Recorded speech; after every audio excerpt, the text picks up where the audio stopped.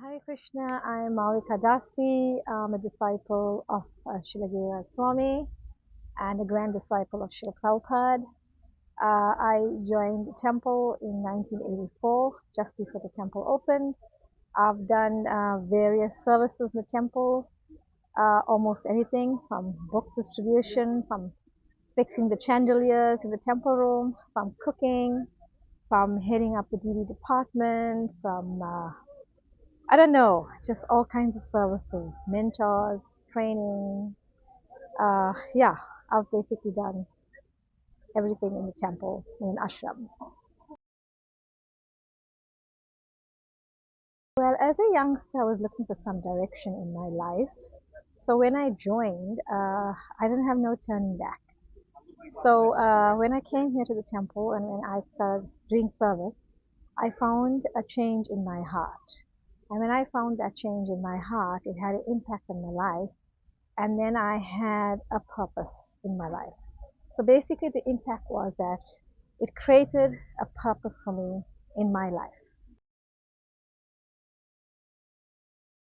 Oh, the service Udidis, I've just realized that Krishna and Srimati Radharani and Srila Prabhupada are like personalities that I can actually individually relate to and talk to them and serve them. Had I not been a devotee, I wouldn't have realized that God actually was a person and he has a consort. And serving the consort, we learn to serve the Lord. And serving the Lord has given me so much inspiration and made me have a realization of how we have to help humanity at large. A special memory would be my Radha Astami festival where I got my first and my second initiation. And of course another memory would be like when I left home and joined the temple to stay. So I've lived in the temple for almost like 30 years, but I've been serving for the last 42 years.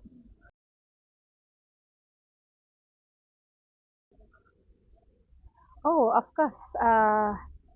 When we bring people to the temple, they need to actually get to know Srila Prabhupada, who is the founder Acharya, and read Srila Prabhupada's books, get the training, and the practical training of Krishna consciousness is also done at the temple.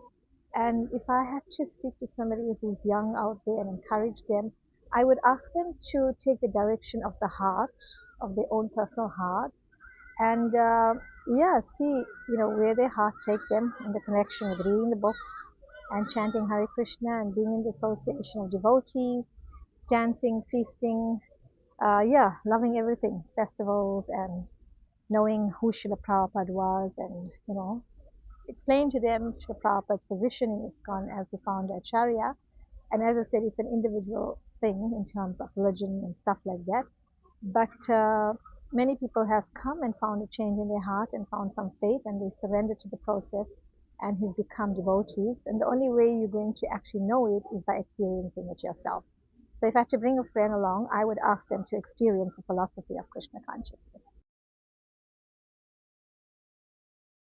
Oh, that's, I don't know, it's like so many years, but it's still a memory in me.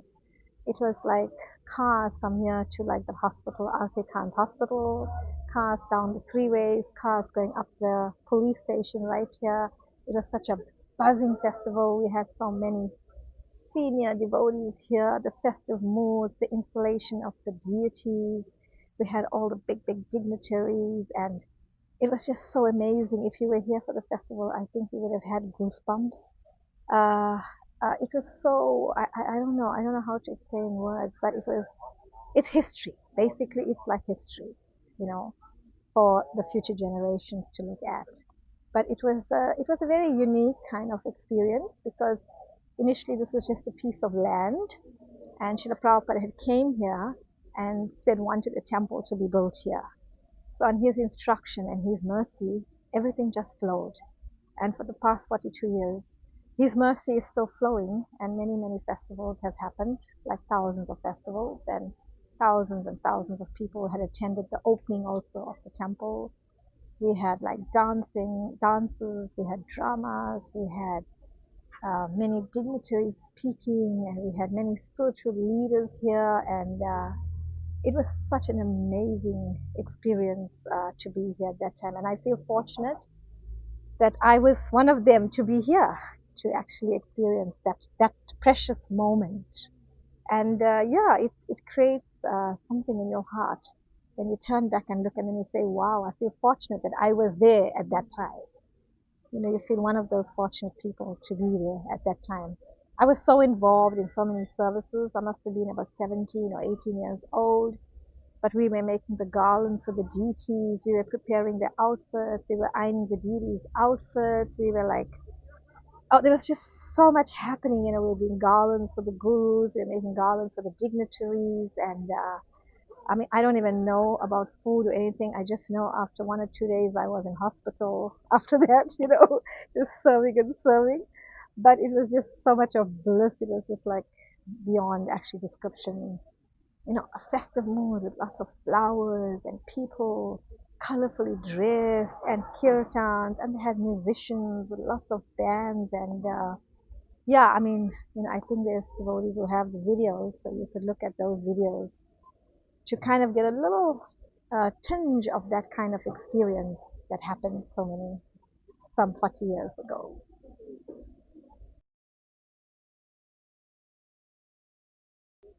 I mean, more than I want to share, I just want to say, like, it's like, I think if it wasn't for Srila Prabhupada's mercy, we all wouldn't be here. And Srila Prabhupada has made us into proper human beings. Because maybe if I was not a devotee, I wouldn't have understood the value of the regulatory principles and the real value of the purpose of life.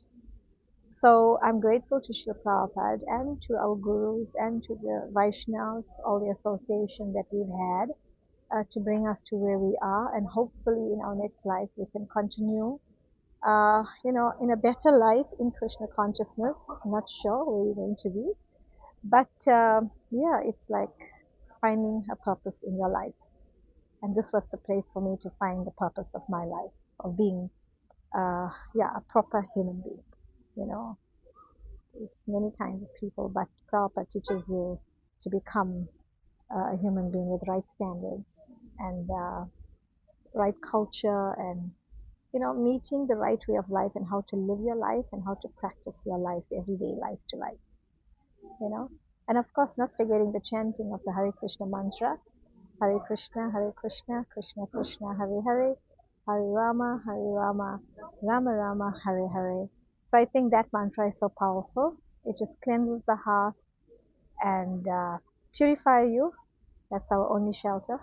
For that, I was very grateful to Srila Prabhupada to giving us that mantra. So we can still chant silently, or we can dance in ecstasy in kirtan. Yeah, we can have the same amount of fun that everybody has out there who's not in Krishna consciousness.